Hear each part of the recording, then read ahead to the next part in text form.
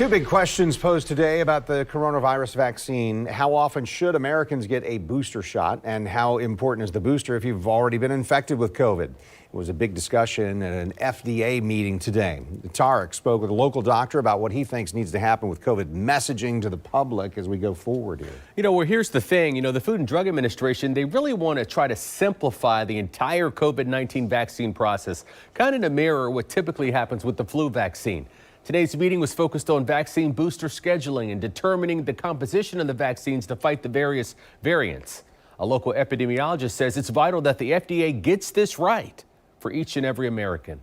Just want to reinforce that CDC continues to recommend that everyone eligible for a COVID-19 mRNA bivalent booster or a flu vaccine get vaccinated. America's top doctors all in one place on a virtual meeting with the Food and Drug Administration on the heels of the release of a study which reveals COVID boosters' efficacy rate isn't as high as some might expect. As we continue to monitor the changing variant landscape, we generate new preclinical and clinical data. According to newly released data, for ages 18 through 49, the boosters cut the odds of getting a symptomatic infection by just 52%.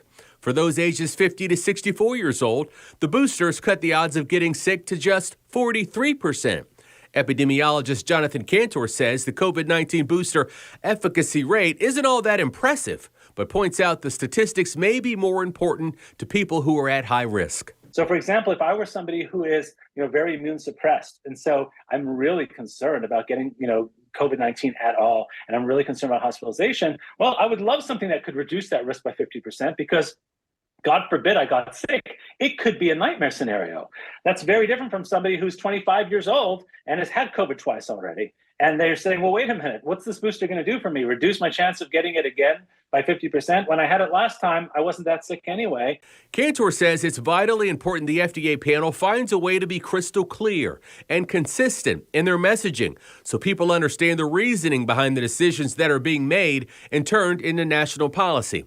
Cantor says since most people have already contracted COVID-19 and it's not a mystery how the sickness affects the body, he says it's important the FDA's guidance addresses each and every American situation. I think it's so important to keep in mind that when you're trying to protect against something that people have already been infected with, but that may be shifting and changing a little bit, it's important to really acknowledge that and to then outline what are the benefits of me now getting a vaccine if I've already had COVID-19, because pretty much all of us have already had COVID-19.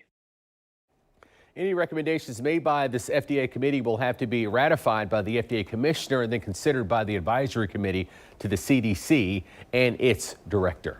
Joy.